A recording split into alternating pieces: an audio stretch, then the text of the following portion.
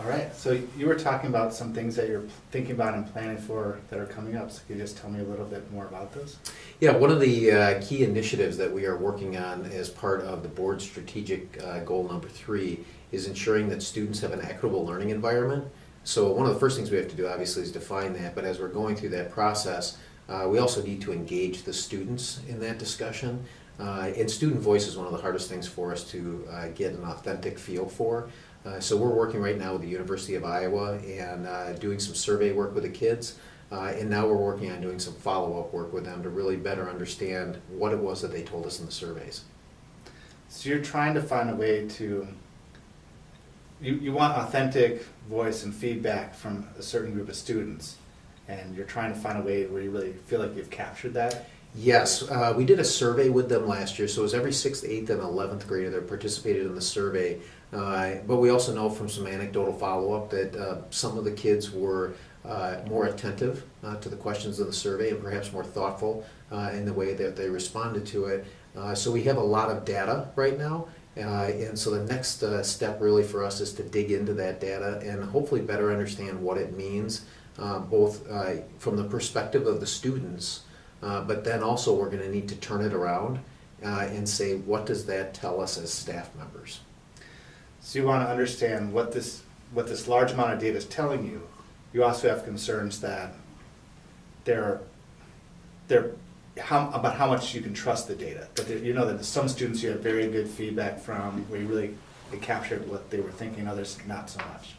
That and them understanding what the survey questions were really asking. One of the things that we're concerned about is perception from students that other students are treated differentially.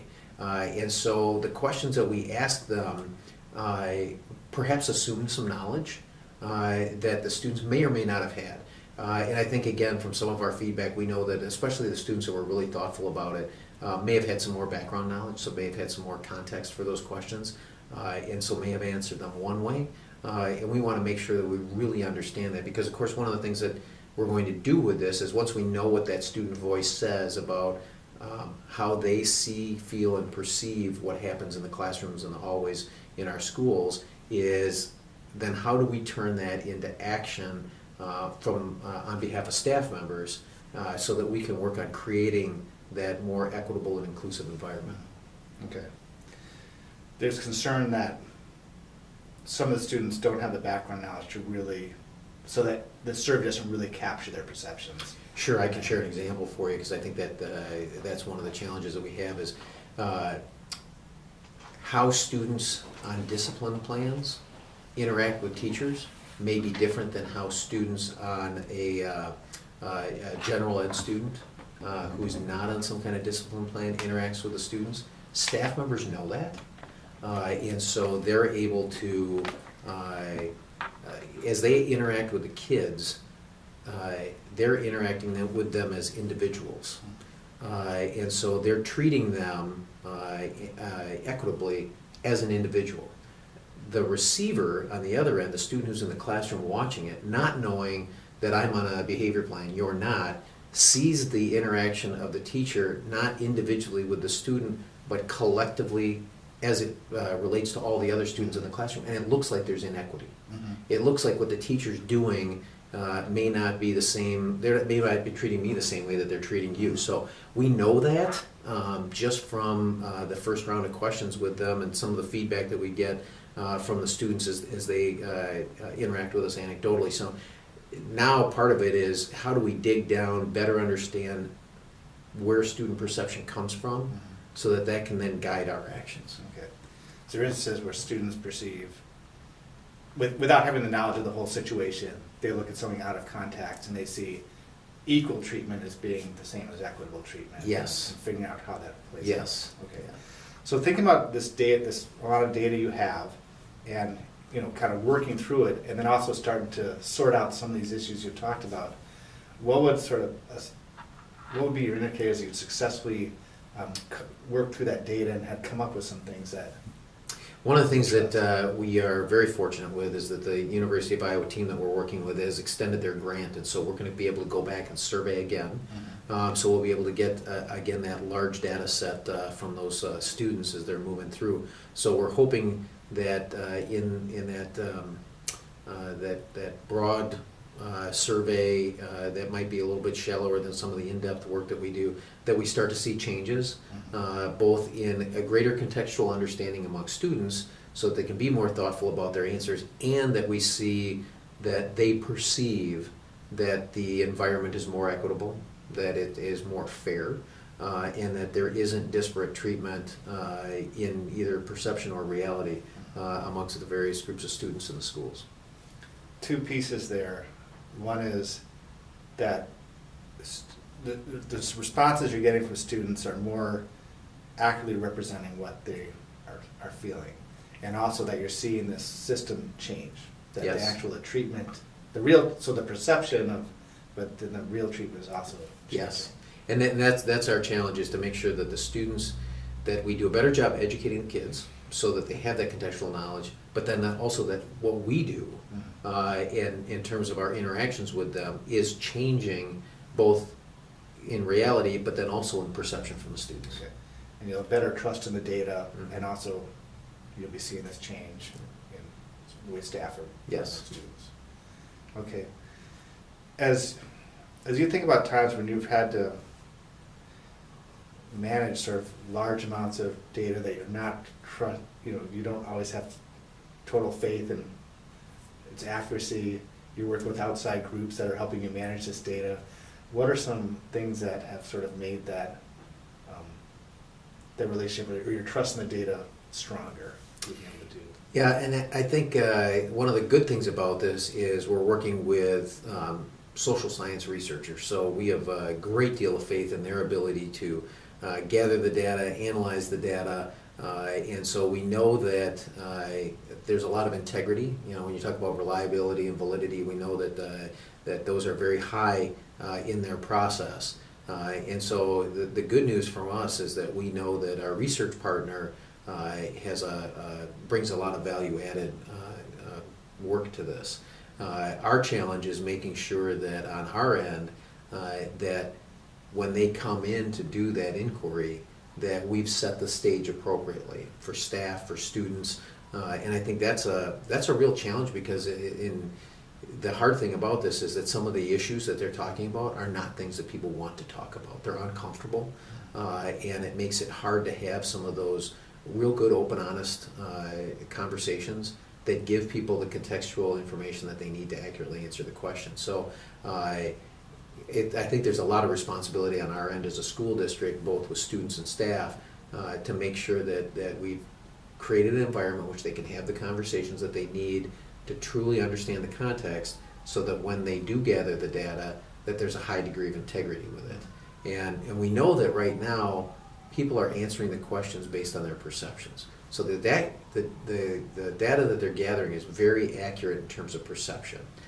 We also know on the flip side, from interacting with staff, and the students have indicated as we've gone through the anecdotal feedback from them, there's several buildings where we've gotten feedback from kids, and the staff reaction to it is, that's perception, but then this is our reality as staff members in the building, and there's a gulf there.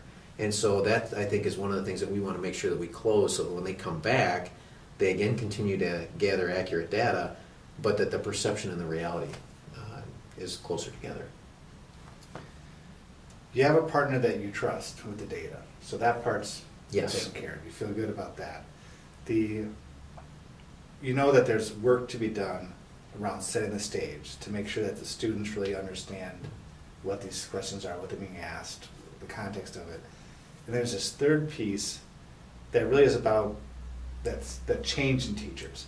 And you anticipate that there's usually a perception among teachers that, okay, you're presenting us with this data, but this is simply student perception. We know from our experience that there's this whole other reality that we're dealing with, and it's easy then for them to dismiss that data. So the issue really runs, I think, top to bottom with us in the staff, and I think that the hard part is our staff is incredibly well-intentioned. And I think one of the things that any of us feel when confronted with something like this is a feeling that someone is telling us that we've done something wrong.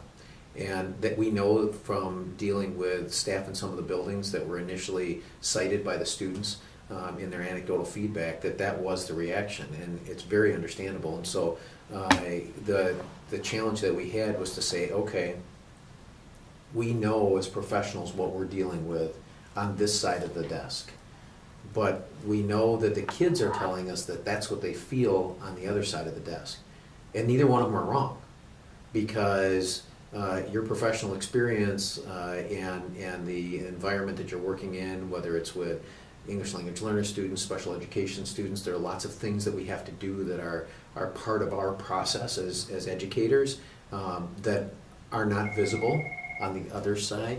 Thank you. That are not visible on the other side are hard for us to explain, especially to students. And the younger the students, the harder it is to explain to them. But at the same time, we can't invalidate their feelings, because that is the way they feel. So, like I said, the hard part for us is to close that gulf between what we have as responsibilities for professionals, what we know we have to do within the system, and then the way they see, feel, and perceive it on the other end, in such a way that we can hopefully increase their understanding so that their context is a little more tolerant of what's happening here. But there may also be some things that we need to change as adults that help them better understand why we're doing what we're doing. And I think that's not just a teacher-student issue, that's not just an Iowa City issue. I mean, I think we see that nationwide right now. That's a problem with law enforcement right now in the country. You see it right now in athletics, right, with Colin Kaepernick and everything that's going on with the 49ers. And so there are multiple gulfs out there in reality and perception, and figuring out how to close them, I think, is one of the things from a culture and climate standpoint that's really a huge leverage point for us. I don't think we have all the answers for it yet, but we're thinking about it, and we're working on taking those first steps forward to do that. So we're really talking about two groups changing their thinking. Students, really working with students to change that thinking and their perceptions. And then working with teachers to change some of their reactions to data. And one thing you're anticipating is that can be a very difficult job for teachers or adults in buildings, because people do approach teaching with really good intentions, with the best possible outcomes for students in mind, and hearing some of these things can be very hard, emotionally hard to hear. Yes. And that managing that in a way where we can hear those things and work with them and move forward is going to be key. It is. It is. The good news for us from that perspective is I have always found over the course of the last 7 years, our staff is very receptive to that kind of feedback, whether it's academic, and they've been very deliberate then about making the changes necessary to work within that feedback. And so I've got a great deal of confidence that we're going to be able to move forward with it. I know that I've had the privilege over the last couple of years of sitting in on PD with staff. I sat in on one with you over at Southeast where we went through the implicit bias training, and I didn't see anybody in that room that was unwilling to have the conversation. There was no one that was unwilling to engage, regardless of how difficult it was or how uncomfortable it felt. And I think that's the first and the biggest hurdle. If you're willing to have the conversation, if you're willing to engage in the dialogue, even though you're uncomfortable, there's that opportunity then to learn and grow from it. And so that's the thing that I love about working with our staff here, is that they're willing to take on those things that are really tough. And even though it's difficult to hear those things from kids, and I'm sure if you're a law enforcement officer today, it's difficult to hear those kinds of things. If you're in the military, some of the conversation that's going on right now, it's difficult to hear that. But it's what you do with it that's important, and that's where I have a high degree of confidence in what comes next. Your hunch, based on your experience with staff here, is that this may be hard, but that they'll be willing to have the conversation. Yes. And they'll be willing to really think about it. Yes. So, as you think about moving this conversation forward, using this data, starting to work with staff, what are some things that you're really going to want to make sure that you nail, that you get exactly right? You know what, one of the most important things, and the students haven't done it, and I don't blame them for it because it's not, that's not an expectation that we have from them. But as adults, when we get the information, I think it's one of the things that we have to make sure that we do is that, and it goes back to what we were just talking about, we have to make sure that we validate the work that our staff is doing. And, you know, when I'm out externally presenting on behalf of the district, it's one of the things that is easiest for me to do, and I'm most proud of when I'm out there. And I always tell people I see it not only as a professional, but personally, because I see it at home with my kids. You know, the work that our staff is doing is powerful, and it's getting unbelievable results. And we can't lose that. And so I think one of the first things that we need to make sure that we do is that we validate the work that's happening in the district. Then after you've done that, then you can say, okay, how can we do it better? And where are there opportunities for us to improve? Because I think that the tendency is when you hear this is to feel, okay, I've done something wrong. And I don't think it's that we've done something wrong. I think it's that as society evolves and changes, we just need to make sure that we're evolving and changing with it. And that it doesn't always happen in a smooth line curve, you know, there's fits and starts in there, and we just need to make sure we're keeping up with it. So that validation is something that we have to nail that. People have to understand the quality of the work that they're doing. And then the next thing that we need to nail is the what's next discussion, which is we're really good. There's always room for improvement. What does that look like? So the two pieces you really want to come out of this is that this is presented as growing and building upon a strength we have, growing as professionals, and not presented as a deficit we need to fix. That is exactly right. Because you're failing. That is exactly right. And then the second piece is making sure that this isn't just some abstract discussion of the data, but that you leave this where everyone feels we know what the next steps are, we know our way forward is, and we can commit to that. Yep. What are the actionable things that I can do? You know, I can do in my role, you can do in your role, you know, teachers, support staff, building administrators, whoever they are out there. These are the next steps that we need to take in order to close that reality perception gap. Okay. And think about your role in this whole thing. What are some things you're really going to want to make sure you're paying attention to in yourself or mindful of as you do? One of the things that we want to make sure that we do is continue to engage students as we move along. Because we're not going to know if their perception is changing unless we are in constant dialogue with them. So one of the things that I'm very fortunate that I get to do is I do student listening posts in all the buildings every year, and they progress over the course of the year, so I'm usually doing a few of them every month. And especially as I interact with the older kids, you know, our student senate folks at the high schools, some of our kids that are in our at-risk categories at the high schools, same thing with our junior highs. They're usually willing to have some pretty deep discussions with me when we're together, and being able to have those conversations periodically as the year progresses should give me, you know, kind of like when we look at doing our progress monitoring with our elementary kids, you know, that dipstick as you move along. I should be able to see some progress as we're moving through the year, and being willing to have that dialogue with them and with staff. Like I said, one of the things that's hardest about this is just to engage in the conversation. So I think being able to do that authentically with the kids. I do the staff listening post too, which gives staff the opportunity to share with me where their concerns are with this, and I know we're going to have some frustration with it as we move through it. They need to have that outlet to be able to share where it's working and where it's not.